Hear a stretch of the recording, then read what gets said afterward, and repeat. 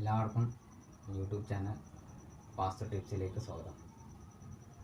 ഇന്നത്തെ topic indoor plant. Indoor plant എന്നും പറയാം, സ്നേക്ക് പ്ലാന്റ് എന്നും പറയാം. ഇൻഡോർ പ്ലാന്റ് പലതരത്തിലുണ്ട്. ഇത് എൻ്റെ വീട്ടിലത്തെ സ്നേക്ക് പ്ലാന്റ്. ഇതിൻ്റെ വളർച്ച പറഞ്ഞു കഴിഞ്ഞാൽ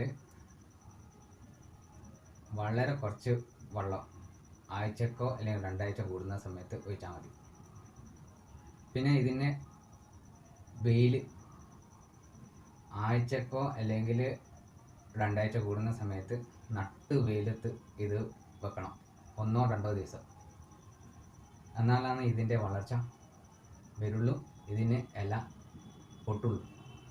അല്ലെങ്കിൽ നിങ്ങൾ വാങ്ങിച്ച അതേപടി അത് വീട്ടിൽ 1-1.5 വർഷം വരെ അത് അങ്ങനെ കിടക്കും.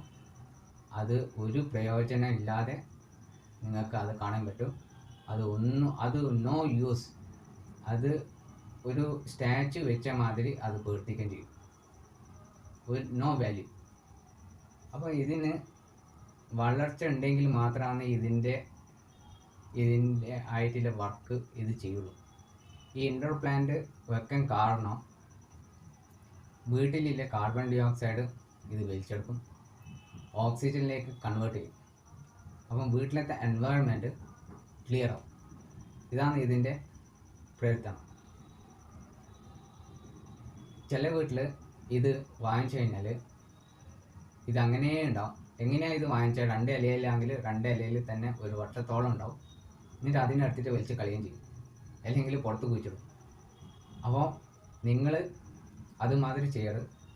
ഇതിനെ ആഴ്ചക്കോ അല്ലെങ്കിൽ 2 ആഴ്ച കൂടുമ്പോൾ നട്ട് വെയിലെത്തും. രാവിലെ തുടങ്ങിയിട്ട് ഉച്ച വരെ വെയിൽ കൊള്ളുന്ന സ്ഥലത്ത് ഇത് വെക്കണം, ഈ ചെടി. Only 2 days. എന്നാലാണ് ഇതിൻ്റെ വളർച്ച ഉണ്ടാവും. ഇതിൻ്റെ വളർച്ച ഉണ്ടാകുന്ന സമയത്താണ് ഇത് പ്രവർത്തിക്കുള്ളൂ. അതിൻ്റെ യൂസും ഇതിന് ആവശ്യം വരും, നിങ്ങൾക്കും ആവശ്യം.